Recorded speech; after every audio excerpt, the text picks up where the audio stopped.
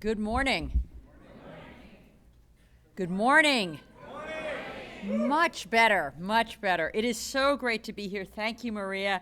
I want to thank all the members of my team at OPM, our colleagues at EEOC, and the Department of Labor for putting together what I know is going to be a really exciting and hopefully really productive event.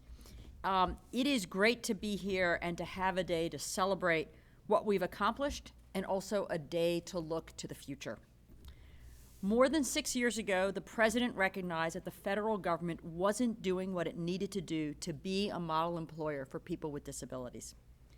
He knew that we needed to remove any obstacles and ensure that people with disabilities could experience the sense of pride that comes from serving their country and their fellow Americans.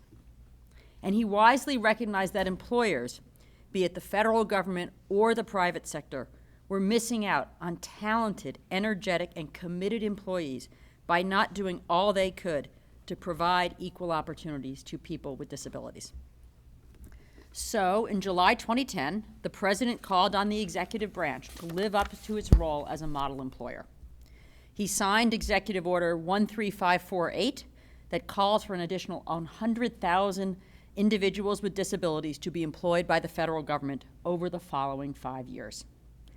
And as I said, we're here today to celebrate the fact that we have reached and exceeded that goal.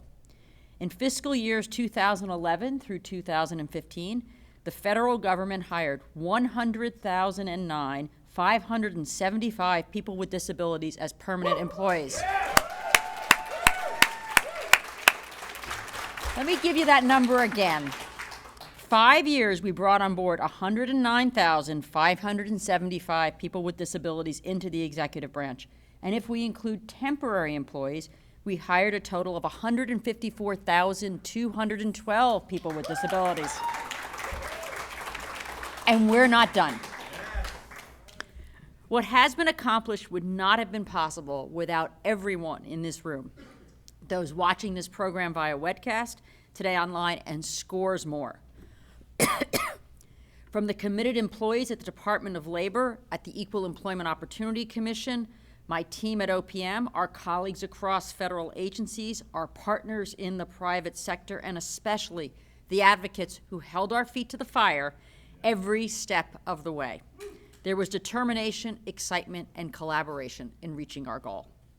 So first, as I said, and I probably can't say it too many times today, thank you to everyone for making this possible. Because of your efforts, people with disabilities are working throughout the federal government. Today, we'll hear directly from impacted employees, and you'll learn more about how we got here, share what lessons we learned along the way, and importantly, brainstorm about what we need to do in the future to keep this momentum going. So I want to mention just a few things that we've been doing at OPM to lend its support to this coordinated effort.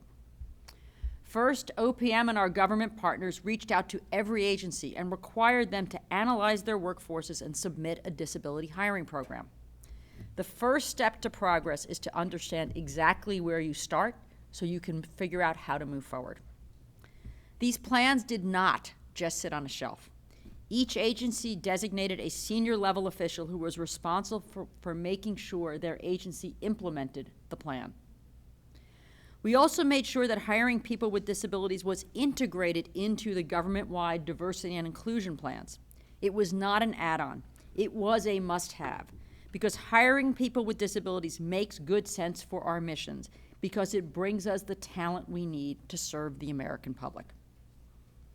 As we talked to the disability community, we stressed opportunities available to people with disabilities at every level.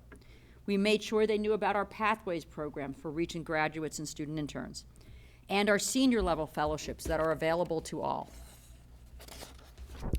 We launched a number of training programs, both in the community and within the federal government. In fact, on the 24th anniversary of the Americans with Disability Act, OPM launched a free online course called Roadmap to Success. All HR professionals and hiring managers are responsible for hiring are required to take this course on HR University. We updated and reinvigorated the hiring process, including issuing new regulations that remove barriers to hiring people with disabilities. We improved OPM's shared list of people with disabilities that provides a pipeline for federal employment. Candidates on that list receive valuable support with resume development and interview preparation so they can showcase their real skills. As I said, today needs to be more than a celebration. We need to both revel in our success, because for just a few minutes that does feel good, and continue to build momentum for the future. I know with this group of participants, we will all come away from today with a solid plan going forward. So now it's a great pleasure to introduce Jenny Yang. Throughout her career in the private, nonprofit, and government sectors, Jenny Yang has worked tirelessly to ensure fair and equal opportunity in the workplace. As chair of the U.S. Equal Employment Opportunity Commission, Jenny represents the agency on our government-wide Diversity and Inclusion in Government, or DIG Council, the White House Initiative on Asian Americans and Pacific Islanders, and the White House Equal Pay Enforcement Task Force. She's also served as a senior trial attorney with the Department of Justice Civil Rights Division, Litigation Section, and the National Employment Law Project. It's been a pleasure to work with Jenny in my time in the administration, and I know the passion and commitment she brings to the cause of equal opportunity for all. Please join me in welcoming Jenny Yang to the stage.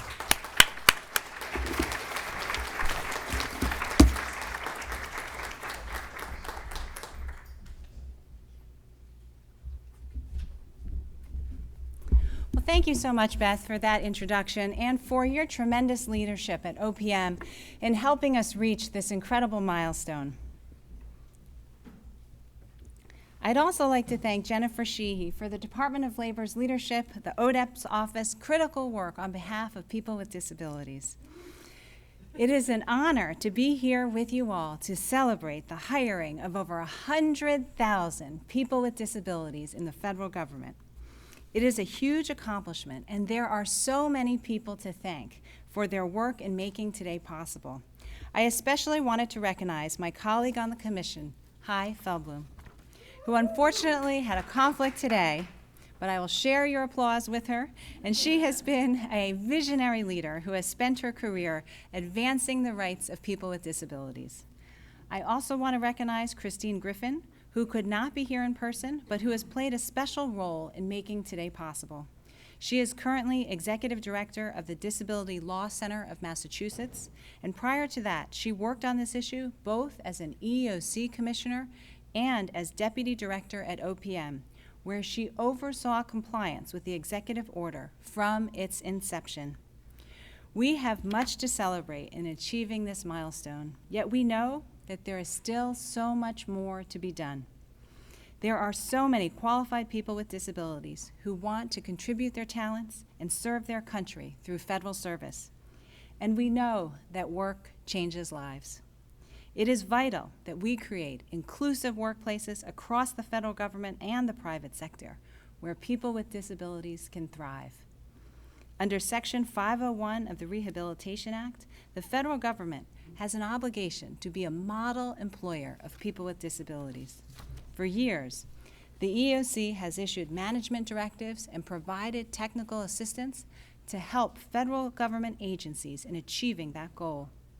These efforts have played a critical role in assisting the federal government in increasing its hiring of new employees with disabilities, and the EEOC is now taking the important next step of finalizing regulations that will codify federal agencies' responsibilities under Section 501. Yes. I'm pleased to report that those regulations were approved by the Commission and currently are being reviewed for clearance by the Office of Management and Budget. Thank you. One of the lasting legacies of this administration will be the unprecedented interagency collaboration across the federal government. These partnerships have been essential in improving the federal workplace for people with disabilities. One important effort has been the Curb Cuts to the Middle Class initiative, spearheaded by the EEOC, the Department of Justice, and the Department of Labor, and joined by over 10 agencies. Today, this initiative has issued a resource document to provide tips for applicants with disabilities applying for federal jobs. This is available on EEOC's website, and we hope you will share it widely to help more people with disabilities join the federal government. I also want to recognize another important interagency collaboration, the Tri-Agency Work Group of OPM, DOL, ODEP, and EOC, created to positively impact individuals with disabilities where our agencies' authorities overlap. For example, when we learned that few agencies were actually using Schedule A hiring authority to hire people with disabilities, and even fewer understood how to apply it properly, the work group revised EOC's ABCs of Schedule A brochures to give more information to federal employers as well as the public about Schedule A hiring authority. When we saw the increasing importance of technology to hiring, the Tri-Agency Work Group launched outreach and social media efforts to highlight the need for accessible technology consistent with Section 508 of the Rehabilitation Act. The EOC has also served as a resource to agencies across the government to assess barriers to employment with people with disabilities. Each year, agencies submit affirmative action plans and reports to the EOC. One problem we have seen in these reports is a lack of data about who is applying for federal jobs, and it's hard for agencies to improve their hiring of people with disabilities without knowing who it currently reaches in its recruiting and hiring efforts. To help, EOC added questions about disability status to its applicant flow form and continues to work with OPM on this issue. EOC also sent questionnaires to agencies about their disability hiring to better understand where we can help. We found that among agencies using Schedule A, many did not actually fully adhere to the program's rules. In particular, agencies were leaving workers in a seemingly perpetual probation instead of moving them to permanent positions with merit system protections and advancement opportunities. So we sat down with those agencies to explain the importance of extending permanent positions to people with disabilities hired through Schedule A. After that, we saw hundreds of people with disabilities converted to full-time civil service positions. To build on this progress, the federal government is committed to exploring new and innovative ways to improve our recruiting, hiring, retention, and advancement of people with disabilities. That is why we are thrilled to have all of you, the thought leaders who are advancing opportunities for people with disabilities, here with us today for this very important conversation. To kick off our discussion and highlight improvements made by the President's executive order, I will now turn it over to our armchair discussion on federal perspectives on inclusion. Thank you.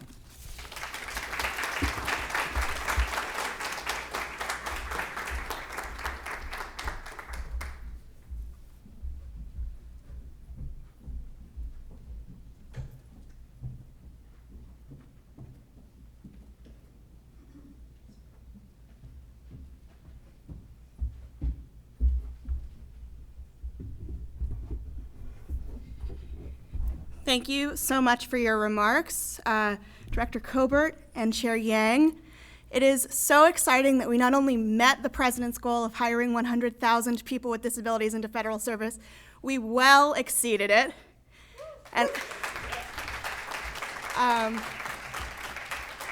going to take a point of host privilege to remind folks that today's event is being live streamed, and that you can all tweet and Instagram post and Facebook using the hashtag InclusionWorks. That is the hashtag for all of National Disability Employment Awareness Month throughout the month of October.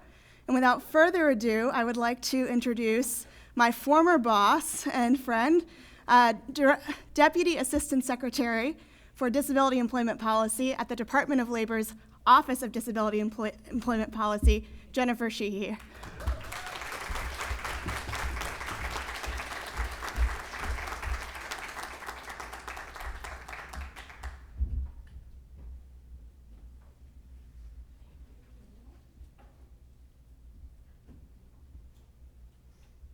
Good morning, everyone.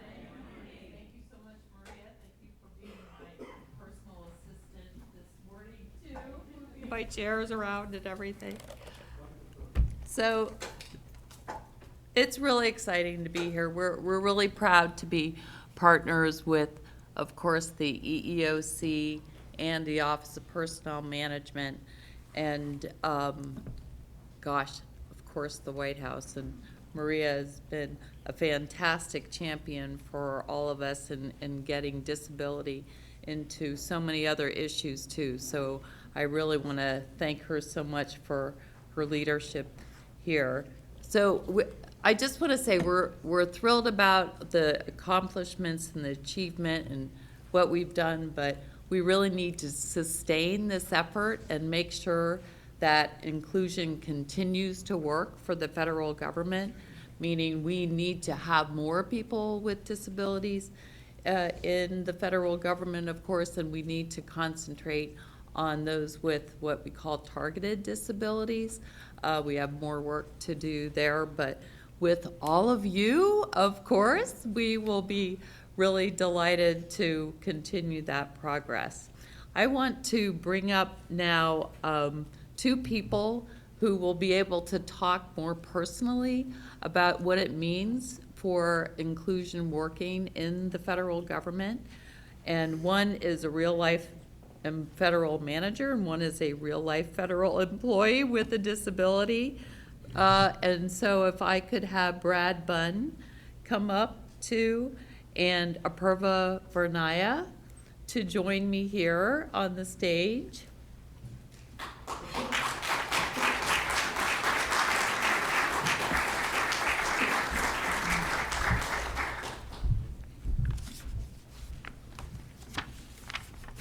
So I'll give a little bit of introduction, and for the sake of time, maybe they can talk a little bit about what they do too. But Brad Bunn is the Human Resources Director of the Defense Logistics Agency. He's been there since October of 2009. He has the responsibility of overseeing HR and personnel services for more than 60,000 members in the Department of Defense, and that includes the Office of the Secretary of Defense. And he, in July 2016, received the Department of Defense recognition for the Defense Logistics Agency as a model employer for people with disabilities. I think that's pretty darn good. And I have to say, we've been really delighted to partner with the Department of Defense and with Randy Cooper, who I see in the audience too, another former ODEP alum who's really taken on a lot for the Department of Defense and helping us with one of our programs that you'll hear more about. And then Apurva Varnaya is with NASA. We know NASA, of course, all of us who followed the Employee Viewpoint Survey results, is a star of the Employee Viewpoint Survey, has been a longtime champion for diversity and inclusion. And if some of the rumors are true, they've included even people from beyond this world in their employment system. So we're happy to have Apurva here. Now, I need to tell you that Apurva serves as the mission director for the Aeronomy of Ice in the Mesosphere Interstellar Boundary Explorer, Wind, and Geotail. So I'll let him explain a little bit more about what all that means to you. But suffice it to say that this is rocket science, and it takes a person with a disability to do it best. So I think we need to give Apurva a big hand for that. Thank you. So I'm going to turn to our guests here today and ask them a couple of questions and really let them tell us what it means to be a model employer and what it means to be an employee with a disability, and really make sure that the efforts are sustained, because I think that's what it's all about today, is how we sustain some of our accomplishments and keep working towards it. So Brad, I'm going to start with you. You have done a lot in your agency, and one of the ways I know that you've been successful is by using the workforce recruitment program. And that is one of the programs that you work closely with the Office of Disability Employment Policy on. So what is the WRP? What has it really meant for your agency? Well, thanks, Jennifer. First of all, it's great to be here and representing the Defense Logistics Agency and the Department of Defense, and I see some of my partners from DoD here as well, and they deserve a lot of the credit because they're really the enablers of the successes that we've had in DLA. We've been a user of the Workforce Recruitment Program, which is a fabulous source of talent. You know, I'm a human resources director, and I guess I'll use the joke now. It's not rocket science. He's got the rocket science. My job is to find talent. In DLA, we're a predominantly civilian agency within the Department of Defense, about 25,000 people, to find talented people who can support our men and women in uniform who are serving all over the globe. So it's an imperative for me to find the right kind of talent to bring their skills to bear, because in our world, we really can't tolerate failure of our mission. So when I look at things like the Workforce Recruitment Program, you know, I see it in two ways. One way in my HR role is, hey, it's a source to find talented people to fill my jobs. It also helps me build a pipeline of talent, because the Workforce Recruitment Program is really the heart and soul of it. These are pre-screened individuals who we can hire under a Schedule A authority and bring on for temporary employment, usually summer employment, but really these are students or recent graduates. So we've got WRP students really throughout our whole year. So we look at it as more than just a temporary hiring service. We also see it as a pipeline for our permanent jobs. We were recognized this year for our achievements in WRP, predominantly because we've been a longtime user of WRP, but this past year we actually doubled the number of WRP students that we hired. And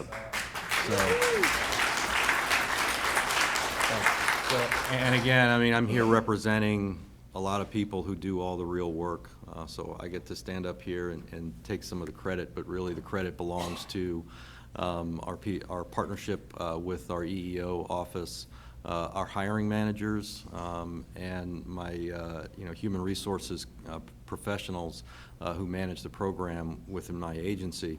But we see that as not just a success for hiring more people with disabilities, but also for finding the right kind of skills to build the talent we need in our agency to do our mission. A couple of other points I want to make.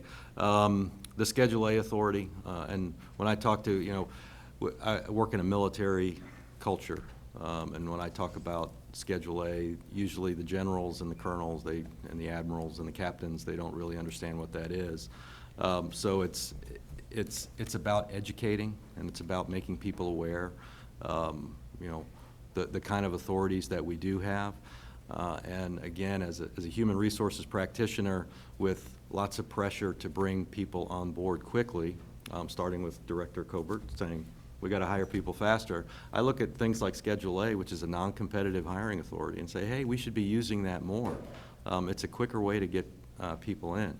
Several years ago, DLA decided to open every job announcement that we have to Schedule A applicants. So every job we open is open to Schedule A applicants.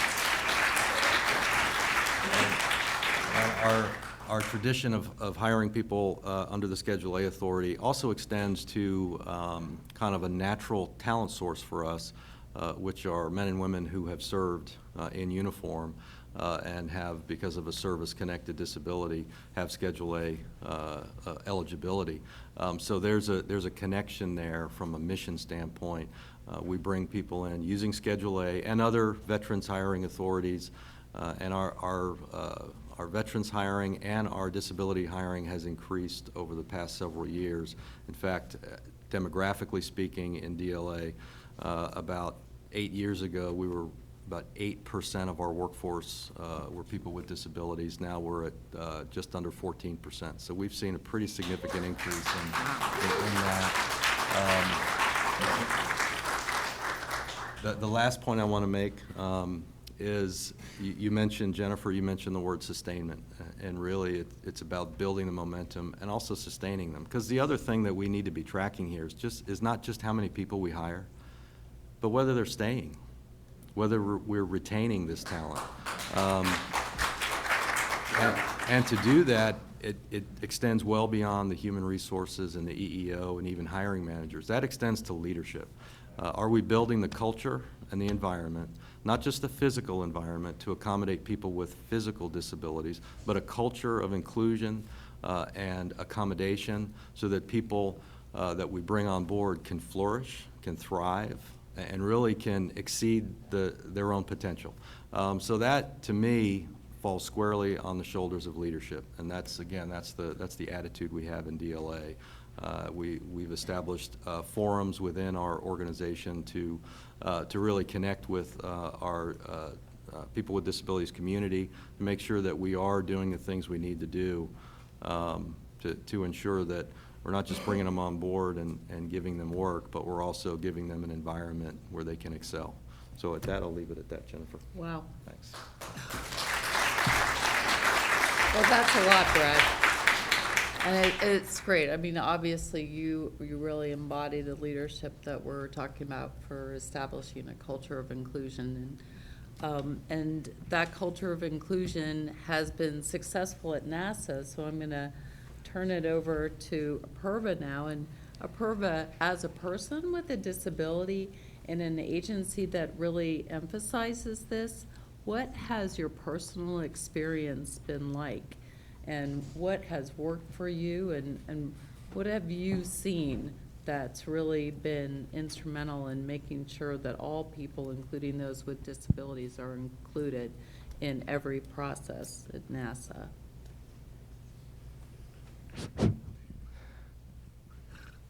Thank you so much, Jennifer. What a wonderful opportunity for me to come over here and tell my story to all of you. I'm really proud of this forum right here. It's really fantastic. So my personal experience. So I was actually working at an internship program at Gallaudet University in 1995 at a program called NTESS. And that was when I was still a student at RIT, the Rochester Institute of Technology, and I found an internship through this program. And Gallaudet actually selected me to come into this program. So I was the only person with a disability for this program. So it meant, there was nobody who was deaf, blind, wheelchair. It was just such a wonderful opportunity, though, and I really felt like I could accelerate through this program. And I felt like everything was so incredibly inclusive. So I went through different engineering programs and did all these different programs, and I finished my internship, and I went back to RIT, and I continued my studies.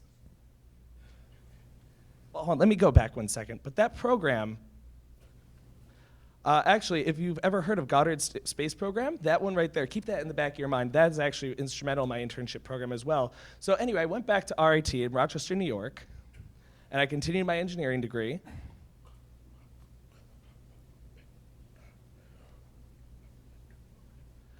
And I really wanted to work at NASA, and I really specifically wanted to work at Goddard Space Program. So I actually found, through networking, I found a whole bunch of people that I could network through.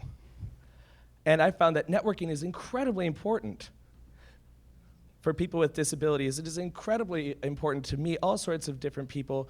And finally, I was able to get hired as an engineer. Oh, population.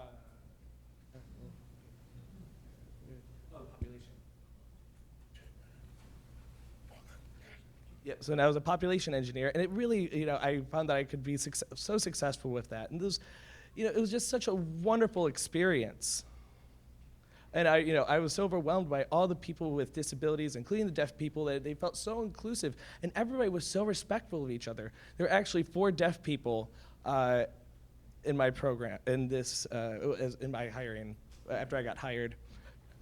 And now it's actually increased even more deaf people, and about 13 people. We have blind people, we have people with wheelchair users, and I really applaud all of these wonderful efforts that are being made. I'm very impressed.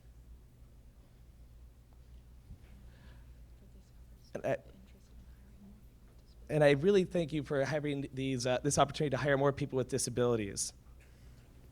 And really, it's just been the past 13 years, it's been a challenge, of course, but it's just really, but because of their help, we've really been able to break down these barriers. And I just have been so inspired, and I feel so lucky to work at Goddard and at NASA. The diversity and the inclusion is absolutely wonderful. It's a wonderful place to work.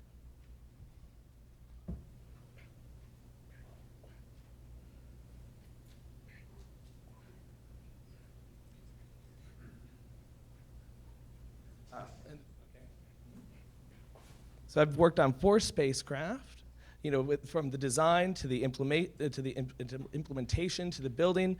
I mean, it's been absolutely wonderful. It's really been just a wonderful hands-on. I've had different suits. I've had interpreters coming in with me. Of course, it's been a challenge. Of course it has.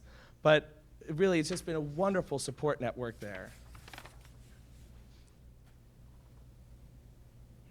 And from everything, from putting these parts together, I mean, it's just been a wonderful experience. Learning hands-on and learning how to communicate with people. It was so wonderful. It's been a challenge, yes, of course, but it's really just been wonderful. So then I also went to Florida for the launch. I went to Florida for the launch of that rocket, and I saw my work, and I just felt so inspired. It just was wonderful. So really, it's been great. It's been wonderful to work on all of these spacecrafts. So, and some people talk about the glass ceiling effect, but I really challenge people to go beyond that glass ceiling. Go out, interview, network, advance the causes. And that's how you can get promoted and exceed your expectations. I really feel so honored to work with NASA.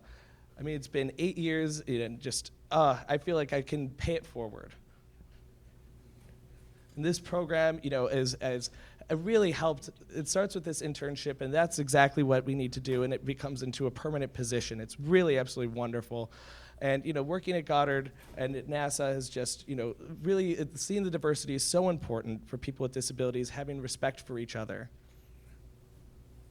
I also want to mention that we have a power and privilege workshop for people with disabilities.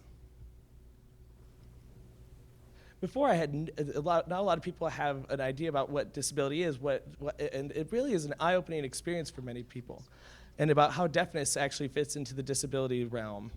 And we also have internal bias, and that we perpetuate through the generations. And we want to remove that bias. And that program really opens up your mind to people with disabilities and how we have to fight not only for deaf people, but for people in wheelchairs, blind. We have to fight to become inclusive and fight for the right to really have a good employment, and we must respect each other. So, thank you. Thank you. Well, I think it's kind of awe-inspiring to realize that we have people with disabilities doing the most important and highest level work in the federal government. I appreciate you using lay terms to describe some of what you're doing there at NASA. But I think it's awe-inspiring. Fills us with confidence and comfort knowing that people can succeed at those levels with disabilities. And also, I really appreciate hearing that we have allies in leadership and management that are champions for people with disabilities, because it does take that top level commitment to make sure that everyone realizes that that is a focus and that's an important part of the culture. And unfortunately, we have such a tight schedule today that we're gonna have to stop it here and move on to our next event. But I just wanna really give another appreciative hand to our guests this morning that have shared their information. Thank you. Thank you so much. It was fantastic. Thanks, Brad.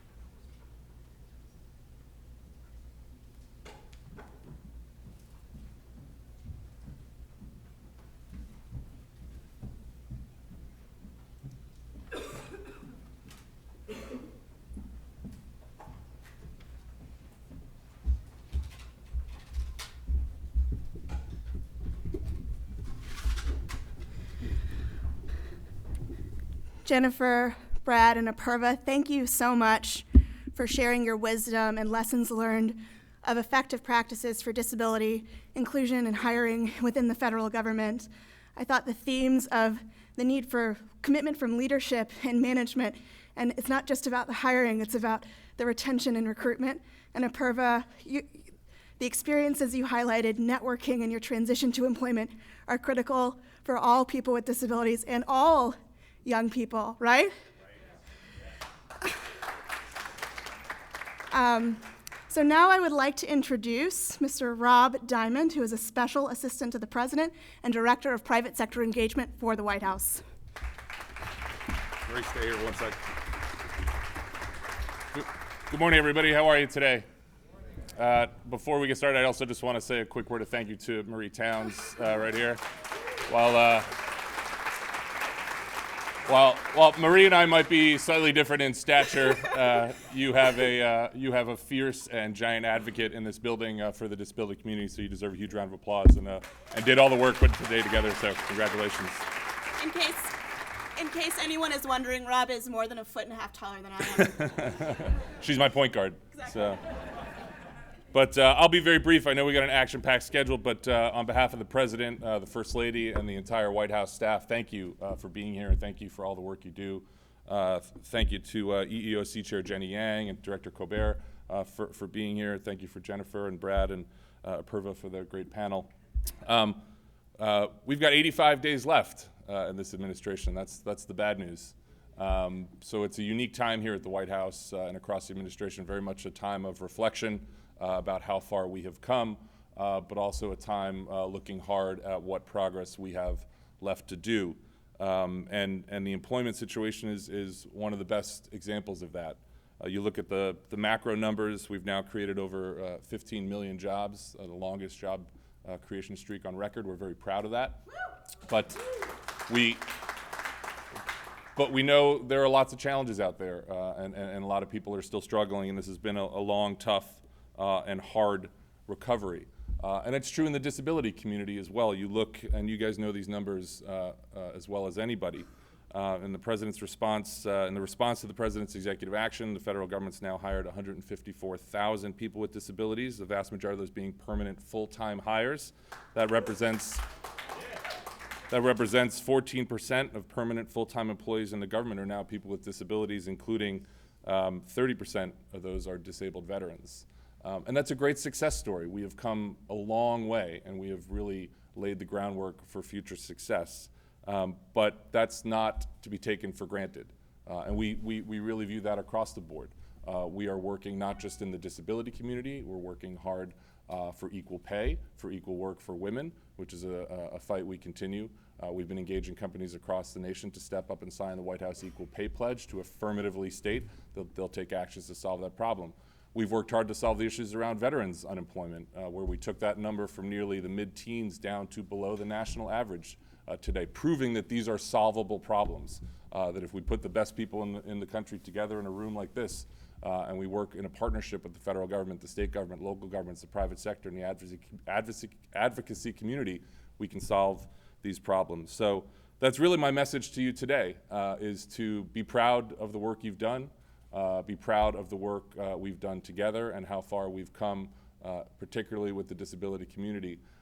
but don't rest on your laurels, and really stay vigilant, stay focused, continue your fierce advocacy because it has worked, and it will continue to work as long as you continue to push hard. So I'll start where I ended, 85 days to go. We are going to run through the finish line as fast and as hard as we can. We've got a lot of unfinished business to try to get done, but your work continues. And I know everyone in this building, from the president on down, looks forward to being a partner with this community over the long term, regardless of who occupies this building next, to keep making progress for such an important issue. So thank you for all you do. Thank you for being here today.